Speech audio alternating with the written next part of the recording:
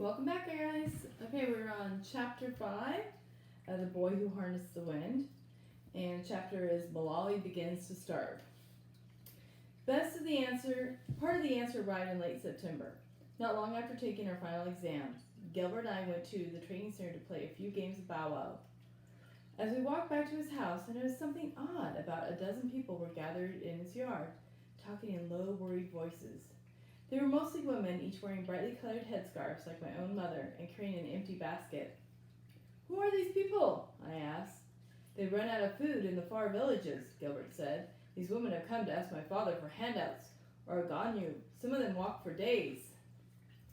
Ganyu was another word for day labor, or a small job such as clearing fields or digging ridges for a little money or food. It's how many farmers in Malawi made a living when times were hard, but I'd never seen this many people at once. "What's your father going to do?" I said. "He's going to feed them," Gilbert answered. "He has no choice. He's their chief." What Gilbert said was true. The drought had destroyed all the crops in the countryside, and the families in the smaller villages had run out of food. Their storage rooms were empty, and now they were hungry. I came home and told my father what I had just witnessed. He'd also seen the lines of women, but didn't seem too concerned. He explained that the government always kept giant stocks of maize for emergencies, and in tough times like these, they sold it on the market for a reduced price that everyone could afford to eat. "Don't worry," he said. "Whatever the case may be, our family has never gone hungry." A few days later, however, my father returned from the training center, where a group of farmers had held a rally. They delivered some terrible news. A few dishonest men in the government had sold our emergency maize and taken off with the money. "They're saying there's nothing left," he told my mother. "This year will be a disaster." My mother's face seemed stricken. "Only God can help us," she whispered. After that, hunger came to Malawi. Due to the shortage of maize, the price doubled in the market. When this happened, people started hunting for food in the forest. One evening before dinner, I was feeling a bit hungry, so I walked next door to see if I could snatch a few mangoes from Mr. Mwali's trees. When I arrived, he and his family were sitting down to the steaming plates of food. "Just in time," I said. But when I looked closer, I realized what the Mwalis were eating: pumpkin leaves and stewed green mangoes. They weren't even ripe, and I was sure they tasted awful. "You'll find no food here," Mr. Mwali said, wrinkling his nose as he chewed. Later, I saw several men digging ridges in Mwali's field for ganyu. They were from the outer villages, and each walked away carrying a handful of those same green mangoes. A few days later, while walking through the training center, I saw something else I'd never seen. Women had spread out plastic tarps and were selling gaga. Gagas are the clear-colored outer layers or chaff that are removed from the maize kernels in the mill. It's mostly garbage left on the mill floor and tossed away. Farmers fed it to their chickens and pigs. I like to use gaga in my bird traps, but I'd never seen people eat it. Yet here it was selling in the market for 300 kwacha a pail, 3 times what it normally costs. A group of women held metal buckets and crowded around the sellers, pushing one another to get some. "Move away, I was here first!" "We're all hungry, sisters. There are no first in that." When I returned an hour later, all the gaga was gone. Right then, I felt a shock wave pass through me, as if someone had shaken me away in the night. I started running home. Until then, I hadn't worried much about our own situation. Being 13 years old and always hungry explains some of that. Each meal, I stick out my plate and ask for seconds, saying, "That's right, keep it coming." Sure, I knew about the problems throughout the country. For some reason, I always assumed they were happening to someone else. Now, as I headed home, I grew more and more afraid. When I reached the house and opened the door to the storage room, I nearly fainted. Only 2 bags of grain remained. In my mind, they were already gone. I started doing the hunger math: 2 bags of maize for the last 2 months. In 3 months, we'd be starving. Worse, there were still 210 days, about 7 months, until our next harvest. We hadn't even planted 1 seed. And once we did plant, there was no guarantee that it would rain, or that we'd even have fertilizer. A few days later, my father rounded up our goats to sell in the market. In Malawi, your animals are your most prized possessions, a farmer's only token of wealth and class. Now we were trading them for a few pails of maize.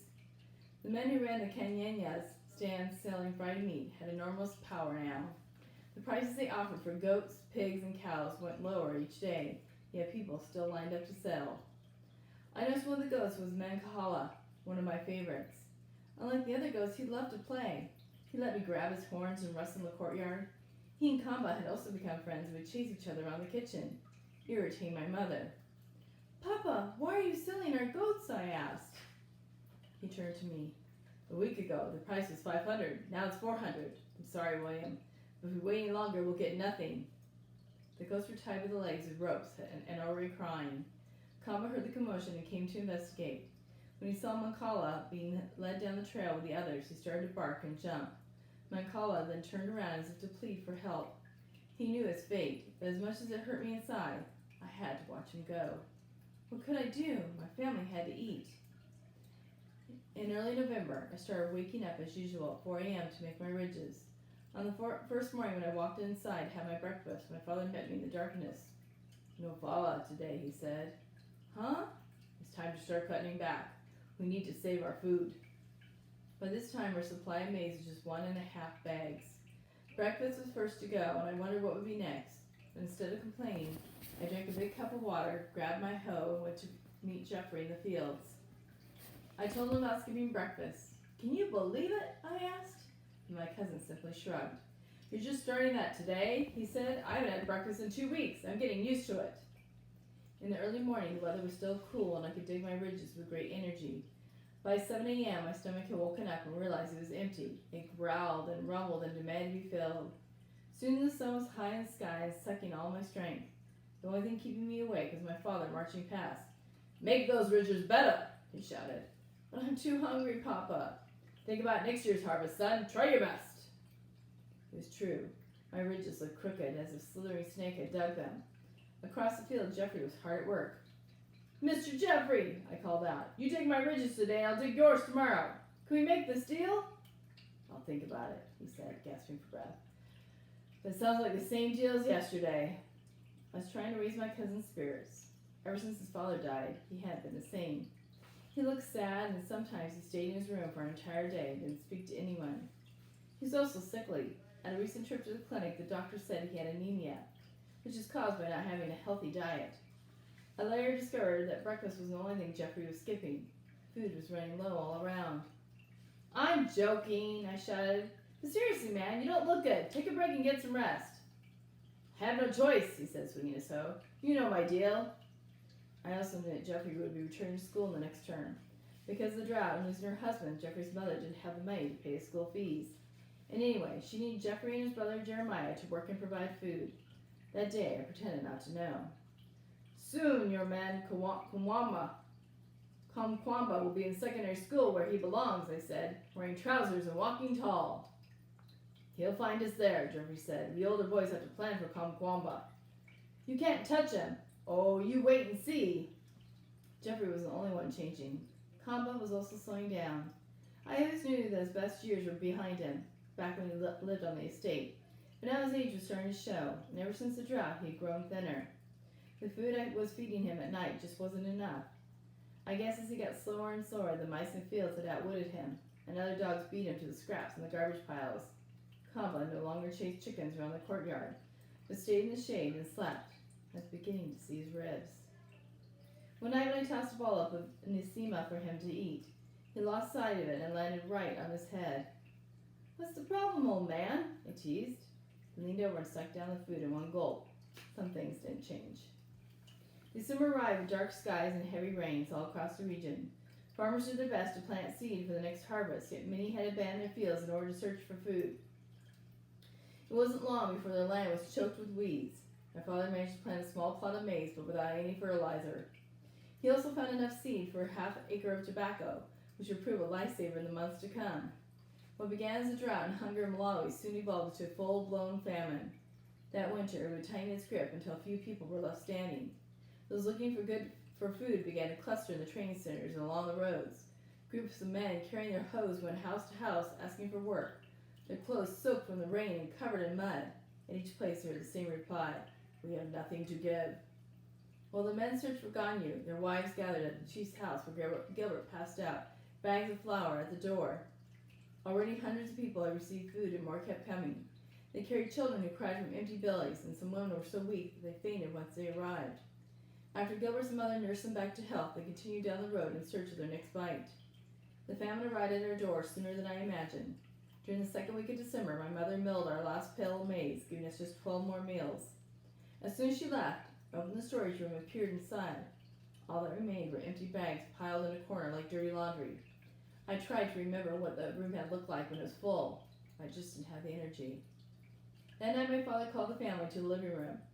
Given our situation, he said, I've decided it's better if we go down to 1 meal per day. It's the only way we'll make it. My sisters and I argued over which meal it would be. We should have breakfast, said Aishia, who was 12. I like lunch, shouted Doris. No, my father said, it will be supper.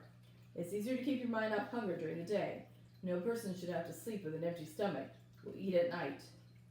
My stomach was used to being fed every time it grumbled. Having no breakfast was one thing, but not eating breakfast or lunch was a lesson in patience and pain. It was even harder on my younger sisters who didn't understand why no one would feed them. Did you hear me, Mama? They cried. I'm hungry. Yes, dear, my mother said. I heard you. Just try to hold on. Dinner didn't come soon enough that first night. My father lit a lantern in the living room. We all gathered around, watching the black soot spiral toward the ceiling. As usual, we started with hand washing. My sister Doris walked around to each person and poured the warm water over the hands, while they lathered up with soap and rinsed over the basin. When washing was finished, finally my mother fetched 2 bowls and lifted the lids. Try to make it last, she said, and joined us on the floor. The first bowl contained a sema, but instead of a mountain of steaming cakes, this was one gray blob. It didn't even look edible.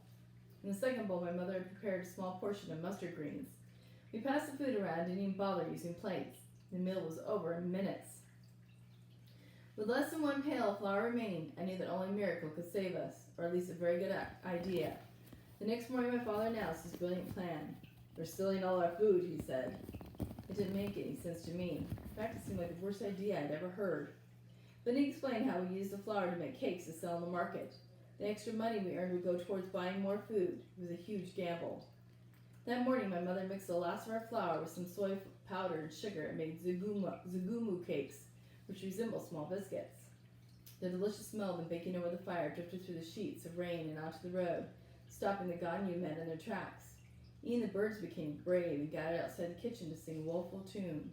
The aroma seemed to enter my body like a spirit slithering into my empty belly and stretching its arms and legs.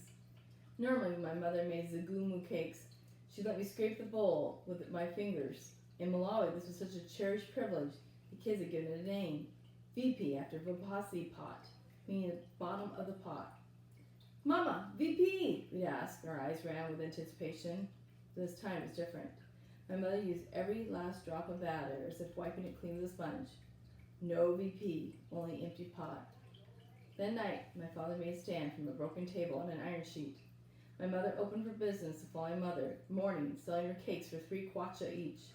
The cakes were heavy and lasted longer in the village than some of the other cheap breads for sale in the market. If a person didn't have enough money to buy flour, the cakes were their only option. That first day, she sold out in less than 20 minutes. During these hard times, everyone learned the lesson of supply and demand. The rule of economics says that whenever the supply of something is great, see that farmers have a good crop like any normal year, the demand will be low and so will the price. But when it's the opposite, when the supply is low, like it was during the famine, the demand is overwhelming and the prices soar into the heavens. Ever since the country ran out of maize, businessmen have been traveling into neighboring countries like Tanzania and buying it by the truckful. Back in Wimby Market, they raised the price partly because gasoline was expensive, and sometimes the trucks broke down, but also they charged more because they knew people were starving and would pay anything to stay alive. Luckily, one of the traders, Mr. Mongochi, was my father's friend and agreed to cut us a deal. For the money my mother earned selling cakes, Mongochi sold her another pail of maize. My mother took it to the mill, saving half the flour for more cakes, while the other half went to us. It was just enough to provide our blobs of nasima each night, plus some pumpkin or mustard leaves as relish. It didn't erase our hunger, but knowing our one meal was safe made, it seemed less painful. As long as we could stay in business, we could make it through, my father told us. Our profit is that we stay alive. A couple weeks later, my mother was coming home from the market when a giant truck passed her on the road. This load was covered with tarps, and some of the other traders said it was maize. They're taking it to the government store in Chamama, someone told her. When my mother got home, she called me over and explained the news. You go to Chamama tomorrow. Leave as early as possible. Chamama was 12 miles away, so of course I grumbled. Are you sure it was maize and not fertilizer? Because I heard that. Are you listening to me, boy? My mother snapped. She did not like her children talking back, especially not now. You go tomorrow. My mother was right. It was great news. It meant the government had found surplus maize, perhaps from Tanzania, and would sell it for a discount. With prices climbing higher and higher in the market, it was the only way we could get ahead. The next morning I woke at 5 a.m. and set off on my bicycle for Chimama, an empty flour sack fluttering from my handlebars as I rattled down the narrow dirt roads. I noticed many others carrying the same. Chimama? I asked them. Eh, they replied, nodding. The government store was located in the central market. When I finally arrived, I saw lines of people stretched from the door all the way down the road, longer than 2 soccer fields. One line was for men, while the other was for women and children. Each was getting longer by the minute, so I parked my bike against the fence and took my place among the men.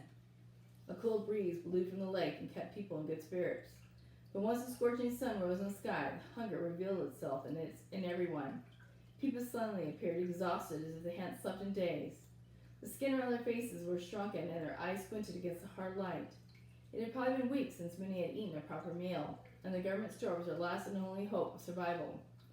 As the sun rose hotter, they grew more and more feeble.